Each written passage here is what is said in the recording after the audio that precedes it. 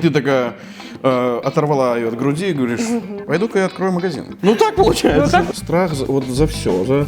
За родителей, за родных, за брата, вот за все. Зачем тебе это надо? Поэтому он... Что вы оба мне дурите голову.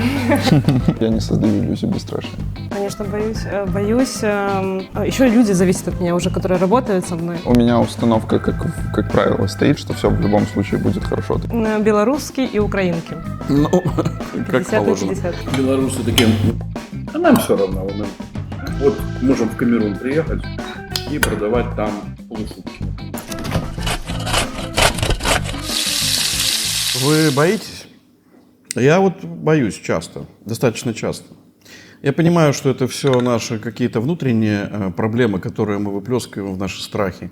Но в целом мы все чего-то боимся. Мы боимся поменять работу, мы боимся переезда. И сейчас, когда огромное количество белорусов сменило место жительства, я понимаю, что этот страх просто доминирует, потому что куда я еду, кем я буду работать, что я буду делать. Страх, страх, страх. Один из последних моих страхов был несколько лет назад, 20 с лишним, когда я завершил одни отношения и покорял свою супругу. И вот тогда, в какой-то момент, я вдруг ощутил невероятный страх. Как меня примет ребенок, совсем крошечный? Сможем ли мы ужиться вместе? Не будет ли каких-то проблем, которые мы не сможем решить? Но все получилось просто потому, что в какой-то момент я забыл, что мне нужно еще бояться. Вот сегодня мы перетрем о том, как нам избавиться от страхов, стоит ли бояться и что такое наш белорусский страх вообще. Вчера я попросил своего друга купить куриные бедра и для приготовления этого блюда. Но он веган. Продолжение понимаете? Он перепутал бедра с ногами. Вот мне интересно, по какому месту его родители в детстве пороли? По попе или по икрам? Вот если бы он это знал, он бы точно не перепутал. Будь ты даже хоть и трижды веган. Но сегодня мы, получается, что готовим куриные ноги вместо куриных бедер. Я сейчас их достаю из холодильника, где они мариновались на протяжении этой ночи. Маринад следующий. Вода, уксус, соль, перец, лук. Все.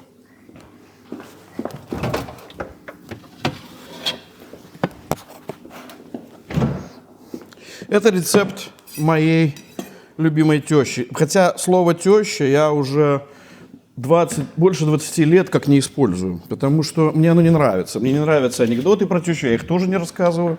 Для меня она заменила в какой-то момент мою ушедшую маму из жизни. И мы с ней живем душа в душу, и это один из моих лучших друзей в моей жизни. Чуть-чуть добавлю масла на фольгу. Вот, собственно говоря, здесь все просто. Мы взяли противень, фольга, смочили его маслом, можно растительным, можно оливковым. Я чаще всего использую вообще оливковое масло, растительное значительно реже, поскольку полезное качество у оливкового масла значительно выше. И выкладываю наши ножки. Поскольку это тоже, я не очень люблю белое куриное мясо, мне оно всегда казалось, что курица его специально производит, чтобы кулинарам было что пересушить. Я почти не готовлю куриную грудку, а вот сверху мы укладываем лук. Хотя мы с вами будем еще со временем готовить куриную грудку, потому что я же не могу отказать вам в том, что многие из вас так сильно любят с самого детства. Итак, мы забрасываем лук. Соль и перец уже были в маринаде.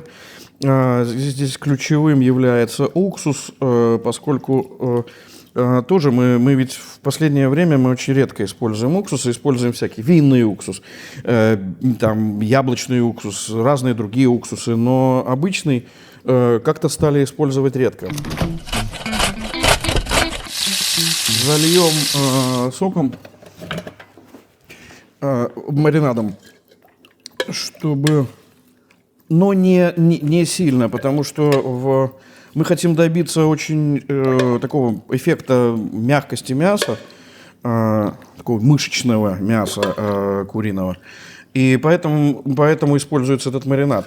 Но в целом не стоит прям погружать полностью курицу в маринад. Достаточно.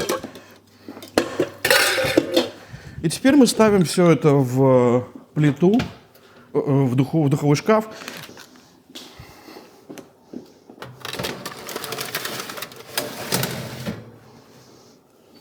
«180 градусов».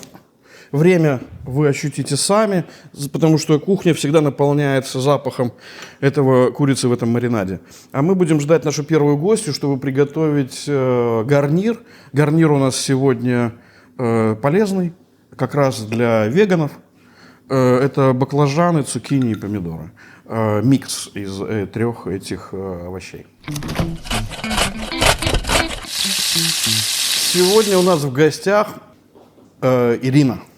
Ирина – это человек, который, наверное, победил страх не один раз. Вы поймете почему. Потому что человек, который открывает, у которого 3 детей, и который открывает почти одновременно 2 цветочных магазина и готовится открыть 3, видимо, по количеству детей, это человек отважный. Привет, Ира. Не зови меня на «вы», я этого боюсь, потому что ты же помнишь, как у нас на родине, когда говорят, к тебе обращаются сотрудник милиции, он говорит: пройдемте. Сначала вопрос, ты мне скажи, как 3 детей воспитывать сейчас? Сейчас, наверное, проще. Проще, не нужно бояться, что подумают окружающие. Здесь в садиках и в школах все очень с уважением относятся к каждому моему ребенку. Это очень удивительно, потому что мне есть чем сравнить. Мой старший сын ходил в садик в Беларуси. Старший, которому сейчас 10? 10 будет, да. Среднему 5? 5 будет. И младший? Почти 2. 2. Почти. Еще нет. Отличные дистанции между ними. Очень удобно. Ну, да. Правда, девочке придется донашивать мужские Ни вещи. за что. Никогда не позволю. Хорошо. Так, давай я скажу сначала, что мы делаем. Мы готовим баклажаны, цукини, помидоры. Баклажаны и цукини обжариваются, помидоры кладутся свежими. Ты порежешь баклажан и Конечно. цукини? Ну, вот это приблизительная толщина. Какой должен Хорошо. быть. Вот тебе нож. Так, Вот мы не тебе, будем их чистить, правда? модель. Модель. Это важно.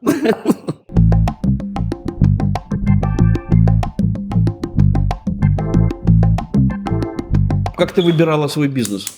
Как я выбирала? Это мой самый нелюбимый вопрос, потому что все ждут какую-то историю. Не Боже, я история, всегда это мечтала. просто, знаешь, как типа, буду делать сосиски в тесте. Продавать Нет, я их на когда переехала в улице. 2020 году, тогда было немного цветочных здесь. И мы с моей знакомой решили, что можно попробовать. Ну, тогда был ковид, потом я забеременела, рожала. И в каком-то момент я уже решила, что все, я устала быть просто мамой, женой, и пора заняться чем-то. Муж меня поддержал. Мы То жили... есть у тебя было на тот момент 2 детей? Уже 3. Уже 3. Уже 3. 3 детей, одна вообще просто Маленькая, крошка. да. И ты такая оторвала ее от груди и говоришь: пойду-ка я открою магазин. Да. Так и было? Да, муж сказал, да, давай, вот в нашем районе нету как раз магазина. Муж говорит: давай я покормлю ее, а Нет, ты у нас иди». бабушка с нами живет. За баклажаны спасибо, да, дальше. Еще? Нет, Нет, баклажаны не отдайте, надо, уже давай цукини Мгм. будем резать. Как ты быстро все делаешь. Также и магазины, да, открывал? Да. Значит, так, теперь тогда я тебя попрошу порезать помидоры тоже такими тоненькими кружочками, да. Смотри, открыть магазин – это значит, что можно прогореть. Как я понимаю, вы были не самая богатая семья, переехавшая в Польшу. Да, мы приехали без денег сюда совсем. Да. И ты открываешь магазин. Да. Ты же думала, а если он прогорит? Ну, у меня большая поддержка мой муж, который сказал, У делай. мужа нет денег. Уже есть, уже он заработал. спустя 2 года он заработал. Мне на магазин. Ну, молодец. То есть, так что, он тебя избавил от страха? Конечно, его поддержка – это самое главное. Самое главное его поддержка и то, что, наверное, мы понимали, что пути обратно нету уже. И надо что-то делать, потому что детей-то обеспечивать тоже нужно. 3 образование, Да. жизнь вообще здесь. Поэтому надо что-то пробовать. То есть мы даже как-то не сомневались, что получится. Не сомневались? Ну, а вот твоя уверенность была в том, что мало цветочных магазинов, и поэтому вы будете в рынке? Нет, я думаю, что у меня получится сделать так, чтобы он отличался от других и был на слуху, популярным, так сказать. И он стал популярным? Думаю, да. Уже да. То есть сейчас у тебя есть страхи какие-то?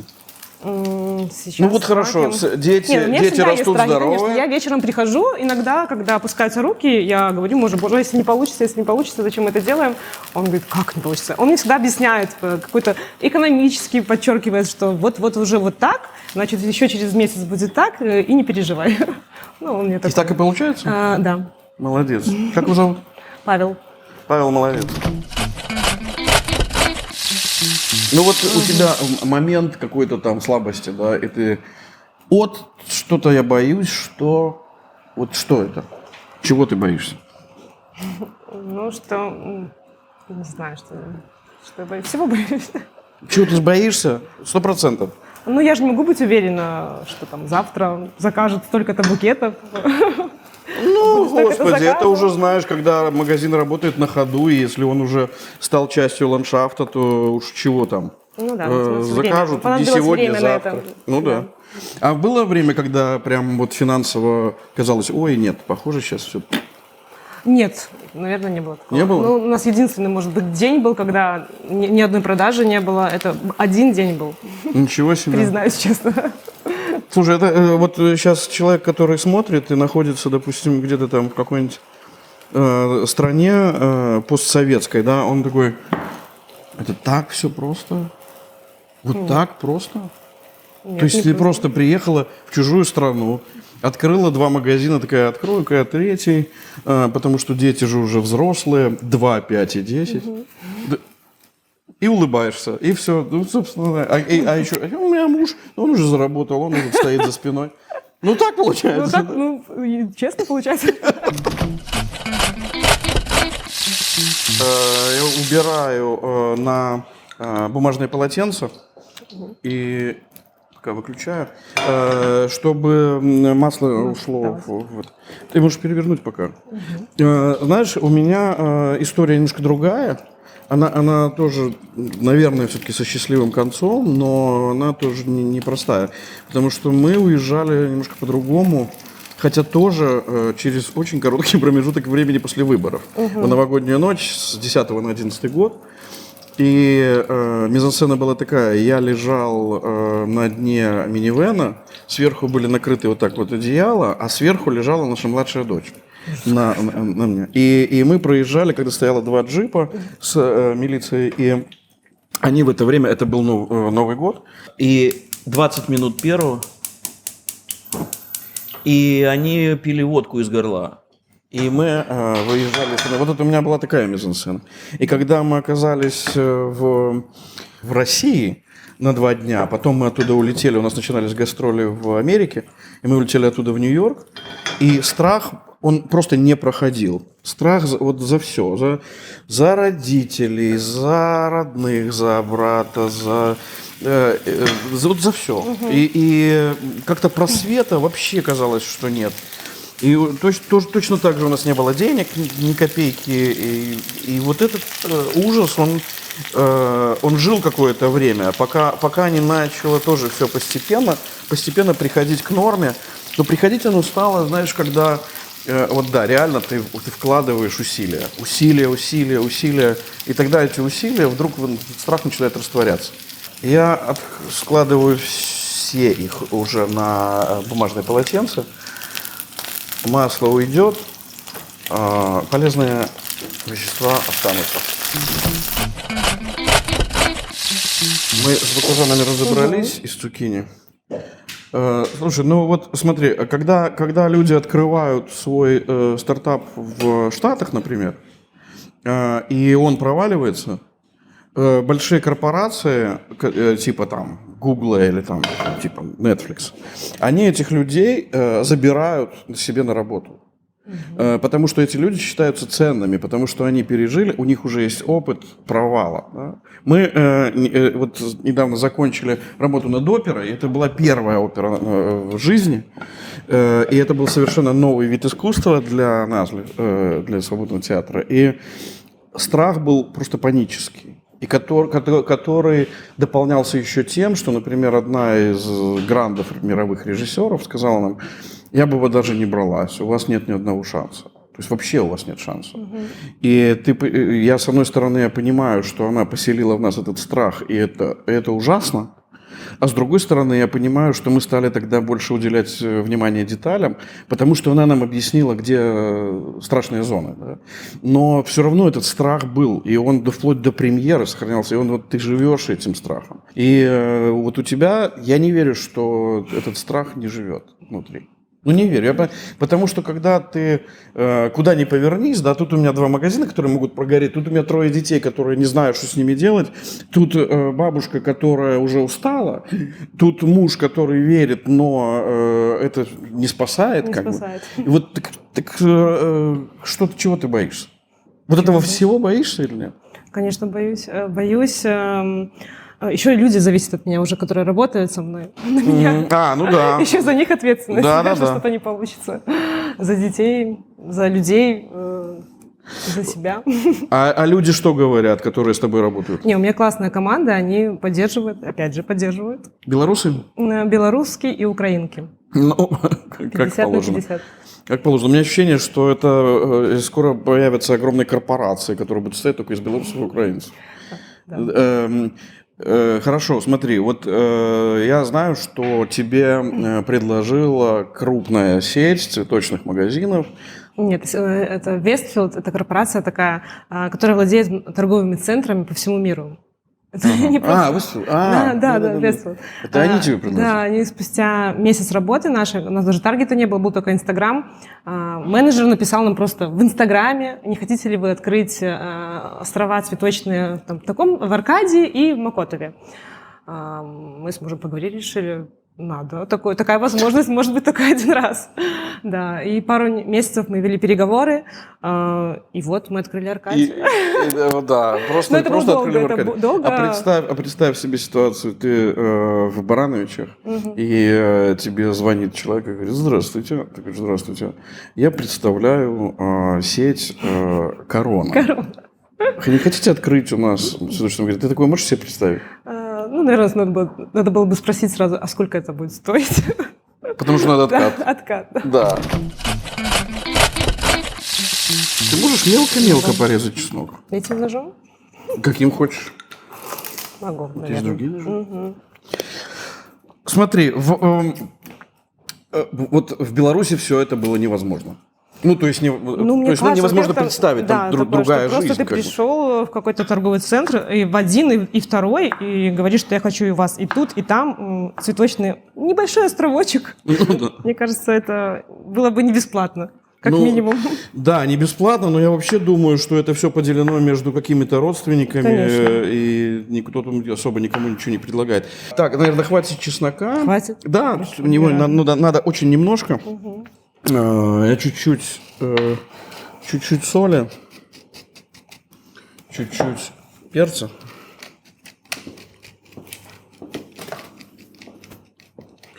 Теперь по чуть-чуть, вот таких вот, знаешь, по 3-4 штучки на каждый положи. Дальше мы сверху положим цукини, а уже сверху помидоры.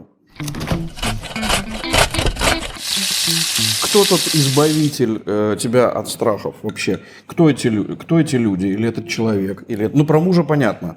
Муж, он с тобой проводит больше всего времени. И, безусловно, это там человек, который, да, помогает. А кто еще?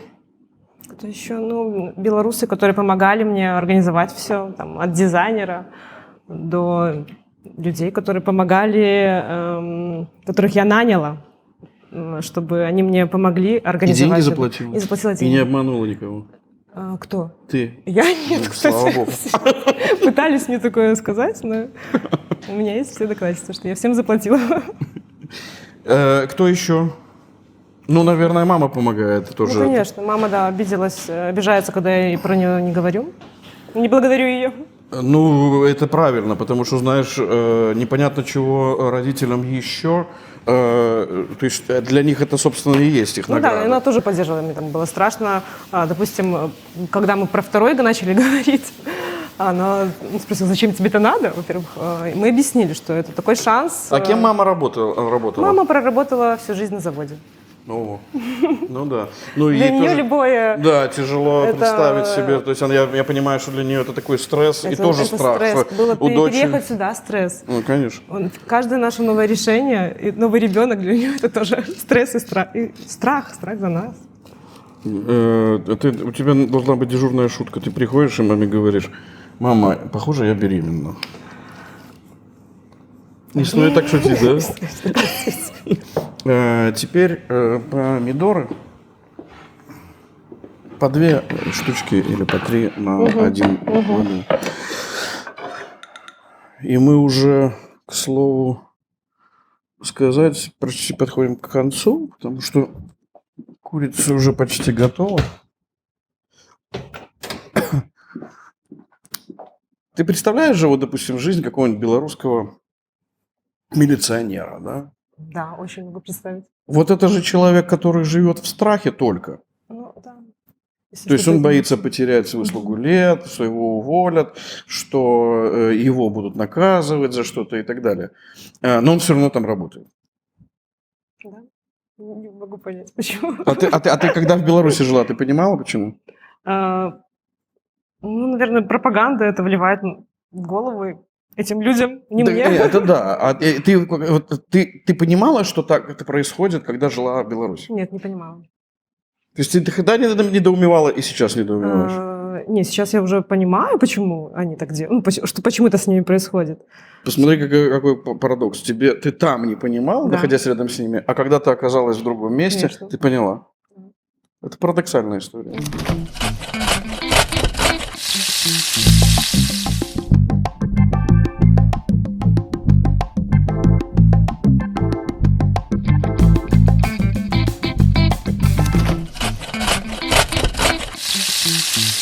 Знаешь, в чем вот сейчас у меня, вот я сижу, и у меня паническая атака, чего я больше всего боюсь? Сложно представить. Что мы с тобой Что вот это здесь? все вдвоем не съедим. Ну да. Да. Поэтому нам нужен будет на видео еще один гость. Во всяком случае, вакансия вот есть. И надеюсь, что кто-нибудь все-таки к нам зайдет. Вот и он. Привет. Павел. Это Павел. Это Ира. Павел, ты знаешь, что у Иры 2 магазина Да, знаю. цветочных? Да. На броварах варшавских. Молодец. А у тебя 3 компании. Да. Все верно. Мгм. Она,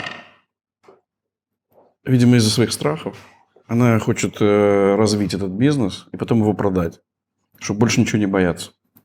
У тебя те же впечатления? Впечатления об Ире? О бизнесе?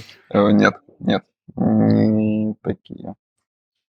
Развить бизнес для того, чтобы его продать, чтобы больше не бояться.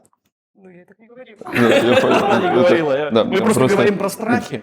И я понимаю, что, когда ты открываешь... Ты начал работать, открыл первую компанию в 16 лет, да? Да. Это Но как это не как это компания произошло? была, это как первый Первый первый бизнес-опыт, да. С одноклассником? Да, с одноклассником. Мы начали продавать мужские аксессуары, то есть мы заказывали их в Китае и перепродавали. Мы нашли аукционы, куда могли выставлять свои товары, и за счет этого...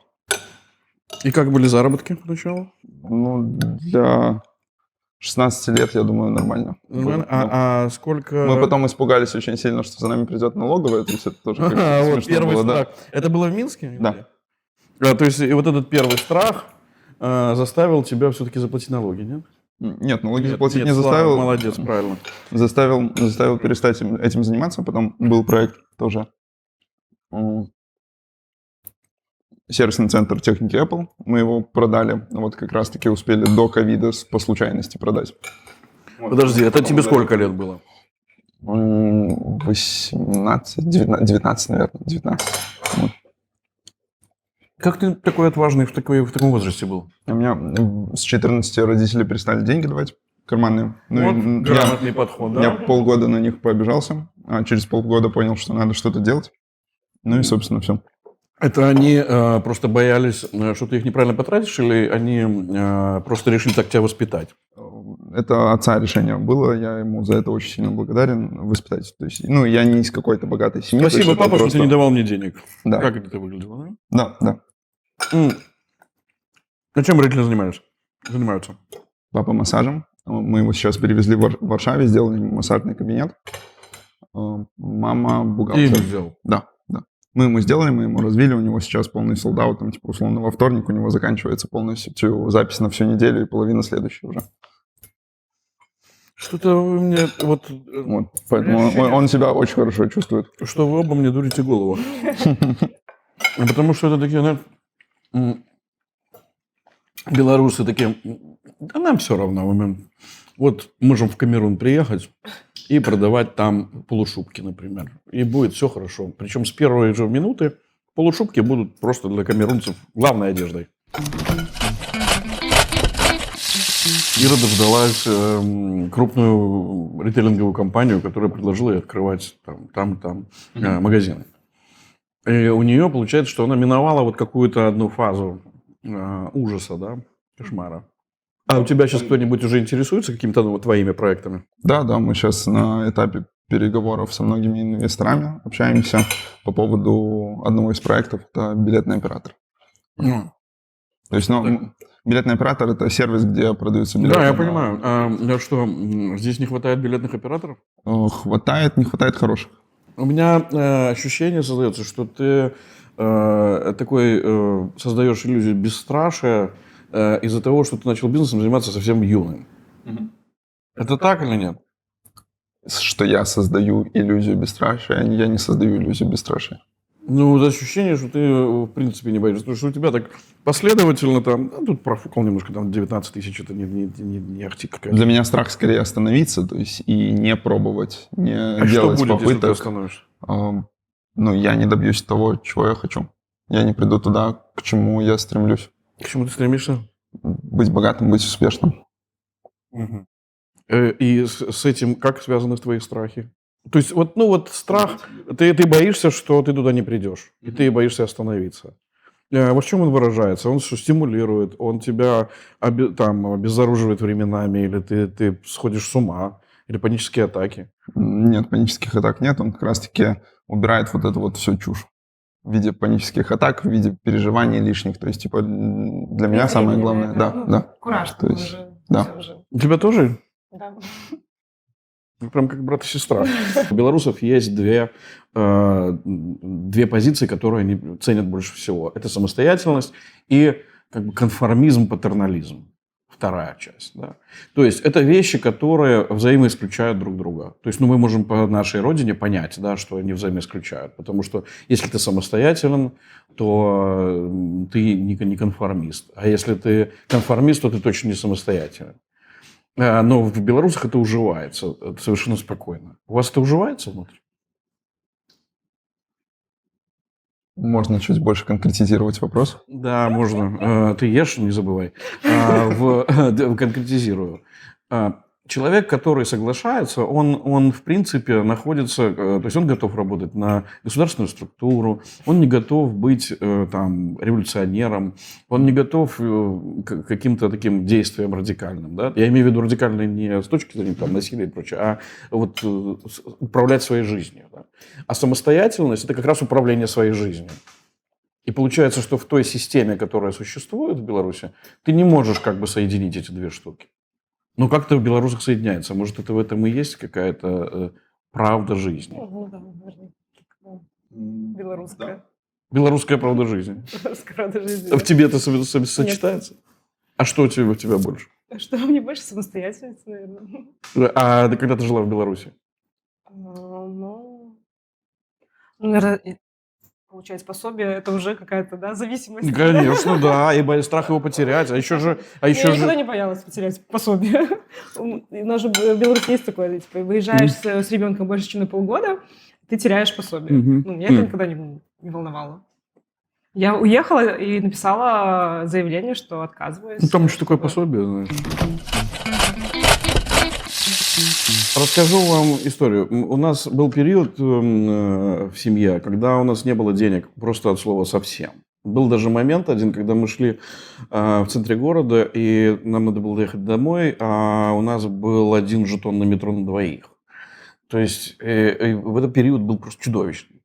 И мы искали, где работать, что делать, как спасаться и так далее. И вот нас жизнь привела в одно пиар-агентство, которое нас отправило написать большой материал про врача. Он психотерапевт, но он очень специфический психотерапевт, с очень оригинальными подходами, с безумными подходами. Там, когда, например, парень, который сын очень богатых родителей, и он еще и партнер в большом бизнесе, но он подсел на наркотики. И его усыпили. Его друзья пришли и сказали, что нам надо спасать нашего друга. И ему ввели снотворное, значит, он вырубился. Его положили в самолет, привезли в Швейцарию, в такой очень дорогой рехаб. И во всем рехабе перевели календари, заменили, как будто прошло 3 месяца. А ему сделали надрез вот здесь, и его зашили. И когда он пришел в себя, и спросил, в чем дело, ему сказали, что прошло 3 месяца уже, потому что в тебя стреляли, ты вот из-за своих наркотиков, ты впутался в такое дело, и он прошел без ломки. То есть он вышел из состояния, и дальше была целая история его восстановления психологического и так далее. Но вот такие методы, да, самые разные, то есть креативные. И вот профессор Москвин, он сказал, что человек, допустим, страх – это болезнь. То есть это мы допускаем себе, что это болезнь, с которой мы соглашаемся. А болезнь – это, в свою очередь, вещь, которая комфортна. То есть если ты болеешь, то тебе комфортно болеть. За тобой ухаживают, ты лежишь, тебе жареные картошки принесли, чай принесли, телевизор перед тобой, компьютер тоже, телефоны и так далее. И получается, что человек не хочет выходить из этого состояния. Оно для него комфортно. Быть самостоятельным и преодолевать этот страх, это по сути от этого комфорта отказаться. Вы жили в этом комфорте страха или нет? У вас был период этот? Потому что белорусы это ведь два. Страха, то, что я бы скорее назвал терпимость к этому. Да, может быть. Да. А где-то и терпильство, да. Да нет, я в этом никогда не жил, потому что для меня всегда власть это было что-то такое обособленное где-то там, и я всегда занимался своими делами, своими близкими, то есть, в это поле... До 2020 года, да? Да, мы говорим до 2020 года. А после того, как произошел ковид, который ударил непосредственно по многим моим близким, ударил по всем моим проектам. И сфера, которая прямо пострадала от этого, и нам никак не помогает вообще государство. И у меня было вообще очень много вопросов. И потом, когда начали умирать близкие люди, то есть у меня прям очень такое категорическое отношение стало. Страшно было, что тебя это может тоже лично коснуться? Что именно? Ковид? Смерть. Я болел ковидом, мы пришли сдавать, у нас пропали запахи и вкусы, мы пришли сдавать в поликлинику тесты, и нам сказали, что у нас отрицательный результат. То есть я такой, как? То есть мы можем идти куда-то в торговый центр? Они такие, да. Все. Потому что в Беларуси это единственная страна в мире, где не было ковида. Да. Но в Швеции, вроде, если я не ошибаюсь, они тоже не вводили локдаун. Но у них за счет того, что люди и так держат дистанцию, и этого не было. Вот твои какие-то сверстники, которые занимаются в частном бизнесе, работая, что-то делая, и для которых вся вот эта история некая политическая, она где-то сбоку. Да? И это же люди, которые вот как раз в этой части, которые самостоятельные и у которых меньше страхов. И которые как-то уживают. И которые уживаются с теми, кто... У меня ощущение, что вот те, которые живут в госсекторе, и это вообще такой страховой паралич. То есть это когда люди боятся всего. Они же боятся потерять. Так у них же еще очень сильная пропаганда, которая их задушивает. То Да, есть, это я же механизм, сталкивался с людьми, которые вот так вот запуганы, просто боятся вообще куда-то идти, на самолет садиться, потому что думают, что его и тут накроют. Ну да, пропаганда это все-таки как бы механизм. Но суть-то сама, когда создана система, при которой ты должен бояться потерять все вообще. Все. Что терять? Работу, Какую? жилье. Ну, кто-то в общежитии живет. Потерять общежитие, да. потерять работу за копейки, потерять что еще? Ну да, я с ними не пересекался. Ну, как не пересекался, вы по одним улицам ходили. Да, и одним воздухом дышали. У тебя сейчас, вот, что бы ты сказал, что тебя беспокоит больше всего? С чего ты побаиваешься или боишься, или панически боишься? Вот, ну, Панически не боюсь ничего. Вот, ничего. Ты находишься в стране, в которую ты приехал и создал там бизнес? Или ты его перевез просто?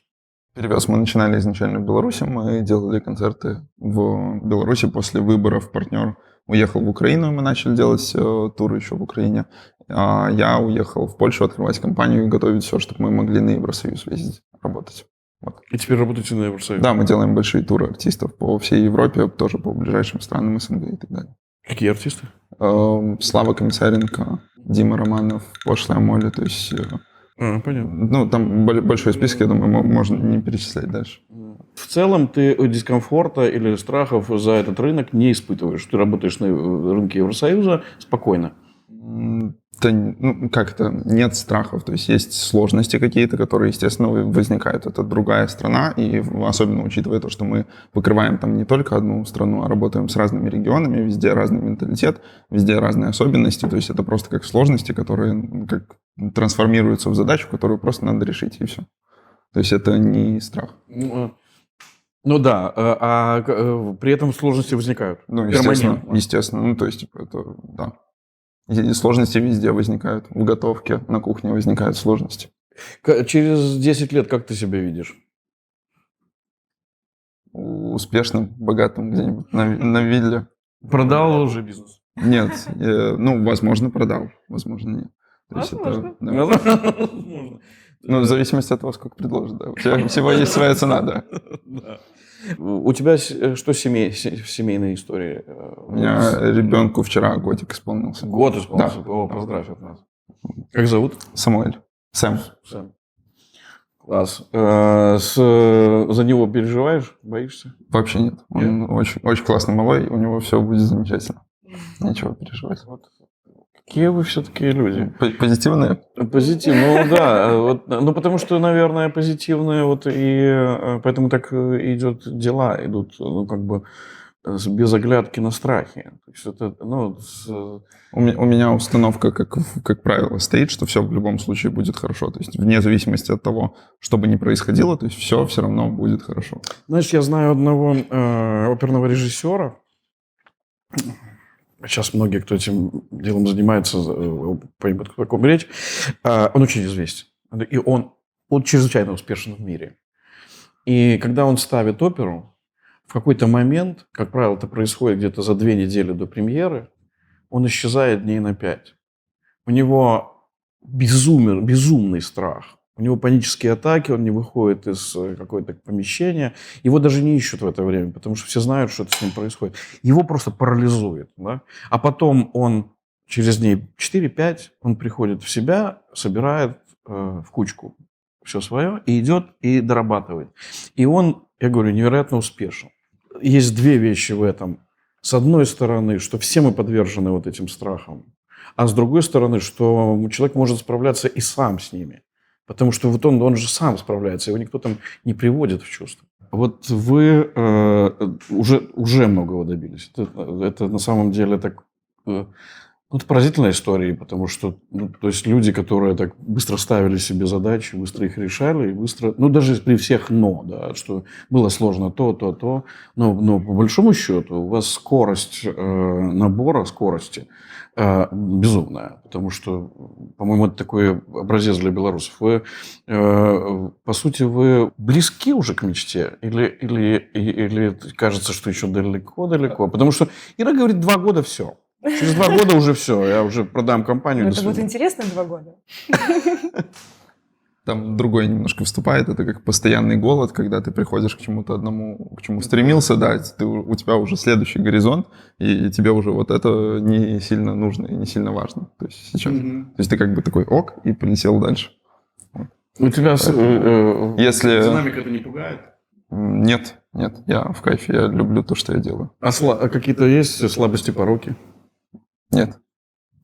Молодец. У тебя? Ты же мясо не ест. Ну, это ноги благословенные веганом. У тебя тоже? Скорость вот это не... Ну, не пугает, не пугает. Я, наверное, боюсь, только, может, какая-нибудь пандемия случится опять, что-нибудь такое. Но в целом ты как бы к мечте так спокойно идешь. Спокойно. Наверное, спокойно. Я Молодцы. смирилась с этой мыслью. Молодцы.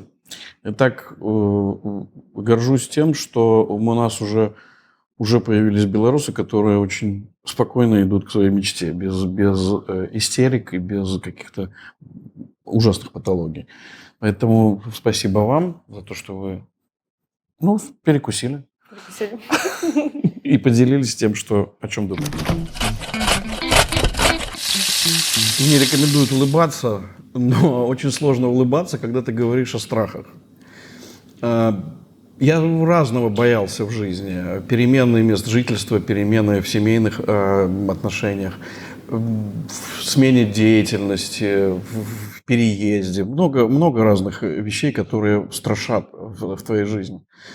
Но всегда находится либо человек, который может тебя избавить от этих страхов и вселить в тебя уверенность, либо ты сам, переступая через что-то, решаешь свои проблемы со страхом. Об этом и говорили наши гости сегодня.